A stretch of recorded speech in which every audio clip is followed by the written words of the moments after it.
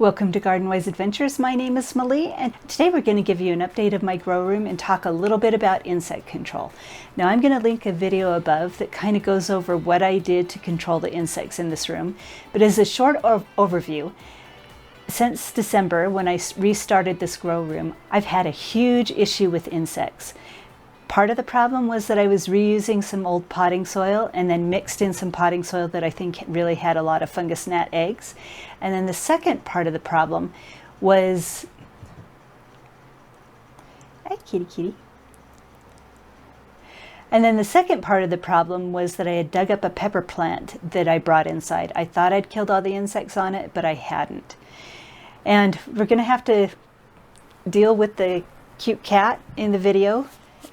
He and I are going through a little bit of a mourning process, and I talked about it in the video that we're going to put up on Friday, and that was shortly after we lost his brother. Now, I'm not as weepy in this video as I was in Friday, so I apologize in advance for Friday's video, but it was a very sudden death and it's affected us a lot. So little Gigi right here is missing his brother and is a little traumatized, so he gets to be part of the videos for the next little while until he's a little bit more comfortable being left out of the room while I'm in here. So we may get interrupted with a cute fluffy cat every once in a while. So anyway, I guess I was talking about the pepper plant that I brought indoors, and it brought in a lot of insects. We had aphids.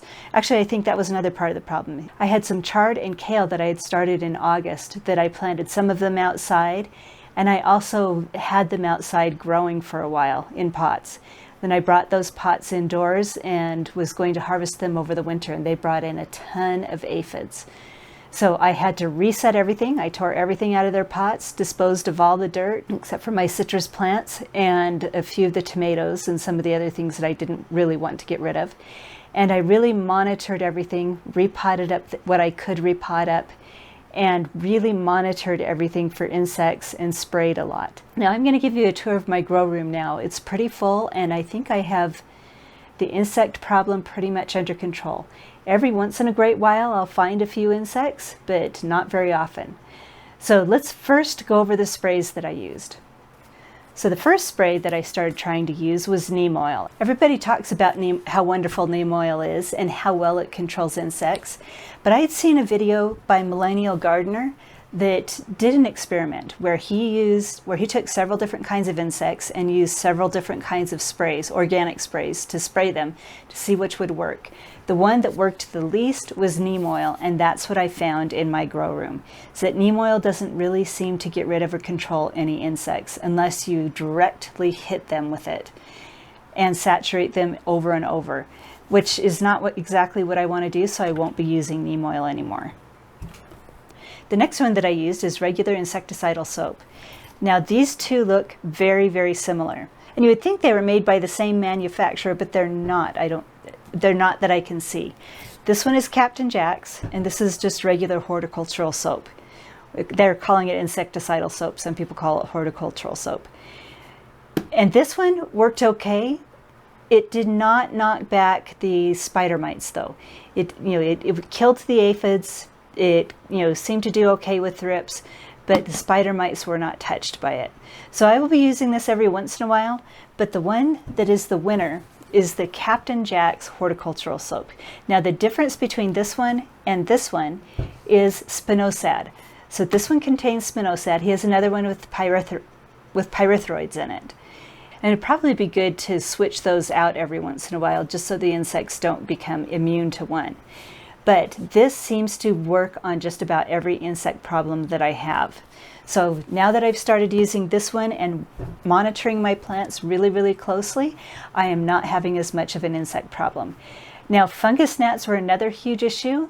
And what I found out is that if I'm going to be using regular bagged potting soils, or if I'm going to use bagged composts, I need to use boiling water. Now, I've used boiling water in the past, and it didn't really work. And I think the difference between why it works now and it didn't work before is the amount of water that I used compared to the amount of soil. Before, I would fill a 5-gallon bucket up 3/4 with the soil, and then pour maybe a gallon or so of boiling water over it. And that didn't really work. I think what the problem was is that it would kill the it would kill the eggs and the larvae on top, where the boiling water was able to soak down into. But even though I stirred it up, it wasn't hot enough to kill all the way through. So what I've done differently now is I only fill that 5-gallon bucket up a quarter of the way, and then still put, at least 2 gallons of boiling water over the top of that. So it's a slushy mess, but the boiling water is able to soak through and stay hot through the entire profile of the soil. Now it's really soggy afterwards, so I have to drain the soil and let it dry out before I use it, but it seems to have killed all the fungus gnats. Now I have 1 or 2 fungus gnats here and there now, and I think those are coming out of my citrus pots because I didn't change the soil out of those pots. Once it's time for me to change the soil out of those pots, I'm going to use the same method, and hopefully we can get rid of fungus gnats. So let's go through my grow room, and I'll show you the different plants that I have and talk a little bit about the insect problems that we've had with them and which ones are worse than others. So here's an overview of my grow room. It's definitely a lot more full than it has been in some of the past videos. I've gone a little bit crazy. It's just about spring and I can hardly wait. We've got 1 empty shelf that we're going to be filling up here shortly. But let's start on this side over here. So over here we have my kale, chard, and some peppers.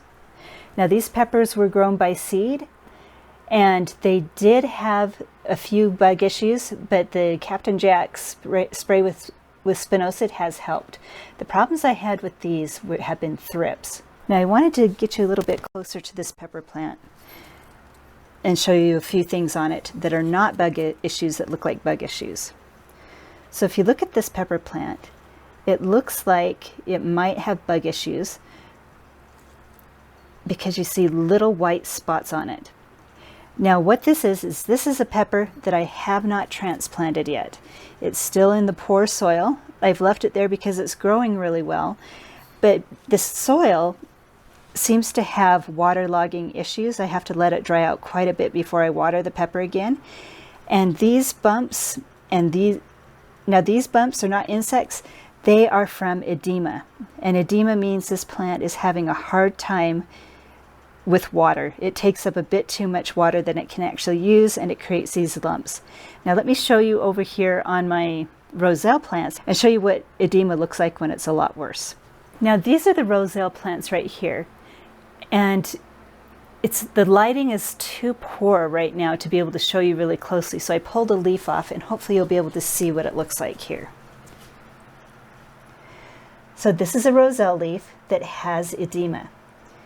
Now these look like insects, but when you touch them, they're hard and waxy, they don't move. And I'll see if I can get a close-up shot for you to show you kind of what it looks like. But this is where the leaves get pumped too full of water and they can't hold it and can't utilize it as well. So these are unhealthy plants. I have not potted them up into the better soil, so this is just poor soil, but it is not a bug issue. Now what I do every day is I go through these plants and I look for curling leaves, and I look for spots that indicate bug problems. Let me go show you over on my fig leaves and show you what thrip problems look like. So these are my figs, and I don't know if you can see the spotting on this, but just a short while ago, these figs had thrips. Now I was able to tell by, number 1, finding the spotting on the leaves. And then I turned the leaf over and used my phone camera and zoomed way in and took several pictures, and you could actually see the thrips on it. Some of the thrips you could see with your naked eye when they moved, but it's a lot easier to use either your phone camera or a magnifying glass. Now the white stuff on here is when I sprayed it with the Captain Jacks. They didn't seem to like it that much, but it did kill the bugs. But I am watching really carefully just to make sure no new bugs hatch. So that is what I look for when I look over my cole crops. Is I look for aphids, I look for thrips, and then I look for really fuzzy web-like structures, which are spider mites. And I've had all of them, but right now these plants seem really clear. Now what I do when I find insects, one place where I find them quite regularly is on my Chijimisi. I also look for curling leaves. Now Chijimisi naturally curls, but it seems like when the bugs come, they do tend to come under these curling leaves first. They're looking really healthy right now. But what I do when I find the bugs is I will strip all the leaves off down to the growth point. Then I'll spray the plant really heavily with the Captain Jacks and let it grow back. And usually it comes back and doesn't have insect problems anymore. Now these are my peas. They have not had any issues. The radishes seem to have real issues with spider mites, and if we end up with the aphids hit these first. But they're looking really healthy right now. We've actually got some that are going to be ready to harvest here shortly. We've got a nice size one coming up down there. And then another surprise, you know, people talk about how herbs repel insects. Well, this grow room is showing me that that is wrong. One of the plants that has the worst problems with spider mites is my dill. And these did end up having spider mites, which I think came from my tomatoes. And we stripped those down to the growth points and sprayed them, and they're coming back healthy again. So dill did get spider mites. My tomatoes I had to strip all the way down and cut all the way back and spray the stumps, and they are actually starting to grow back again. So I'm hoping we have cured the spider mite damage on those. Now I'm watching them very, very carefully, and I'll show you a picture of what spider mites look like, just to make sure we don't have issues again. Now here's another plant that helped show me that the whole companion planting topic does not work really well. This is a spearmint that I dug up from outside, and I dug it midwinter when it was dormant just to see if it would grow in a pot, and it started growing beautifully.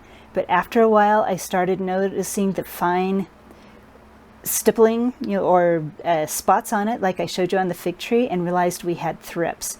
So I turned the leaves over, and every single leaf was infected with thrips. So this is a spearmint plant. Everybody says plant your spearmint plants near other plants because it repels insects. Well, it does not repel insects. Insects will actually eat it if it's weak.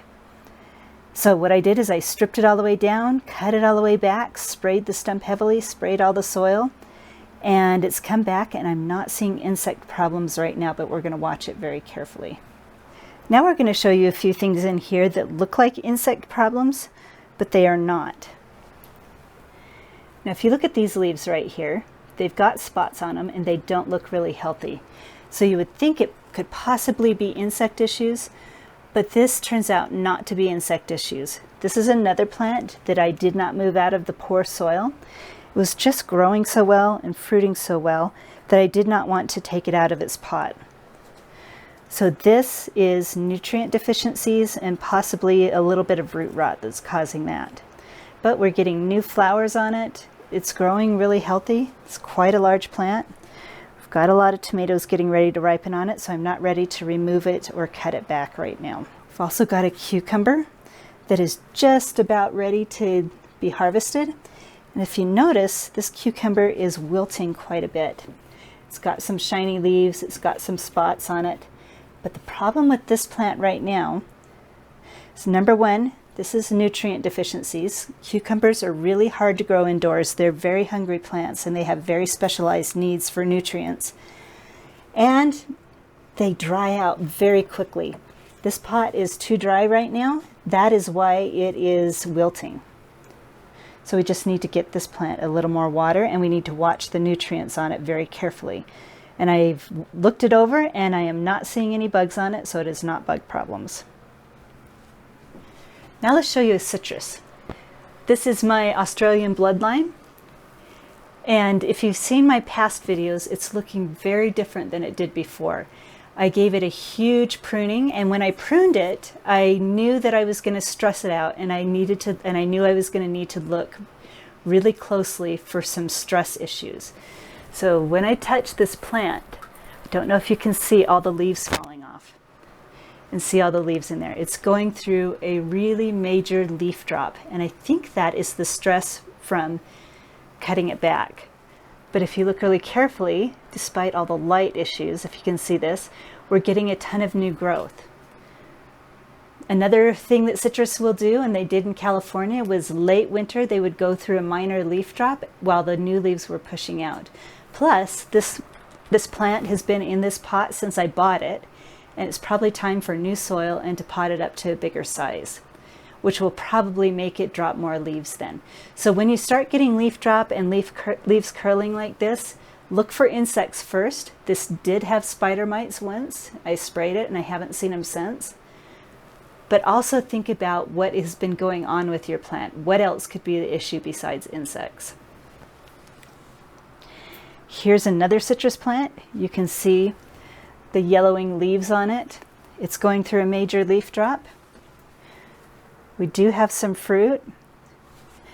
And if you look way down in there, we've got actually some new growth on it. So we're getting new growth. We've got fruit that hasn't dropped, but we're also getting yellowing leaves and leaf drop. This plant has been in its pot for 2 years, so I think it is time for new soil and it's time to up pot it. So I think that might be part of the problem for the leaf drop here. I've got a banana that's completely healthy, really happy. It's more than 6 times the size it was when I got it back, I think it was September. We've potted it up to a new pot and it just keeps growing. So we're going to have to watch this one for issues and see if there comes a time where we're going to need to put it in a bigger pot. Here's my sweet potatoes. The one that used to be here did actually rot. It was really, really soft, but it had rooted nicely, but it was really soft, so it rotted and we got rid of it. This is the one that rooted in the glass jar. Now it had formed a ton of roots and it was looking beautiful, so I stuck it in the dirt with the rest of them. And every single one of these has new growth on it. This one right here was the first one to spark new growth. And then we have new growth on that one back there. Now let's look at my basil. But there is what looks like could be possibly insect damage on this. There's some sunken lesions on it. It could be too much water, but we'll take a picture of that and show you what that looks like. So I wanted to show you what I found when I zoomed in my cell phone video. So this is my little green onion that I had, and these are spider mites. Sorry for the poor quality, but it zoomed way in. You had to zoom it way in to see them. That's what spider mites look like. Now this is a small infestation, so I'll show you a picture of what my onions look like now. I cut them all the way back and sprayed them heavily with the Captain Jack's insecticidal soap. And this next video will show you thrips. This is what thrips look like. This was on the basil plant that we looked at before that had the stippling on it. So it had the stippling because it had a thrip on it. Now I looked at all the other leaves and I didn't find any more. So this is a new infestation. So we stripped off this leaf and sprayed the plant. This is what the stippling looks like when I took a picture really zoomed in. So you can see how tiny those thrips are, and they're really hard to see with the naked eye. It's really good to use your cell phone zoomed in as far as you can. Take a few pictures and you can really tell what's going on with your plants. You could also use a magnifying glass. Last of all, we're going to show you my Devo here. Now, I am a glutton for punishment. I had to clean this entire thing out, scrub everything out, and remove all the spinach because they were covered in thrips. It got rid of everything except for this basil plant, and I've watched it really, really carefully. There's been no bug issues on that one. But I decided that I wanted to try strawberries in this.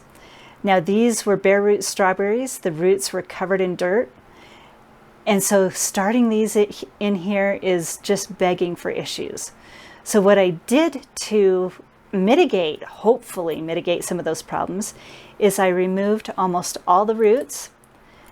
You can kind of see the roots there. I cut them back so till they were 1 inch long, and I scrubbed them and soaked them and scrubbed them 5 or 6 times until the water came completely clean and no more detritus came off of the plants.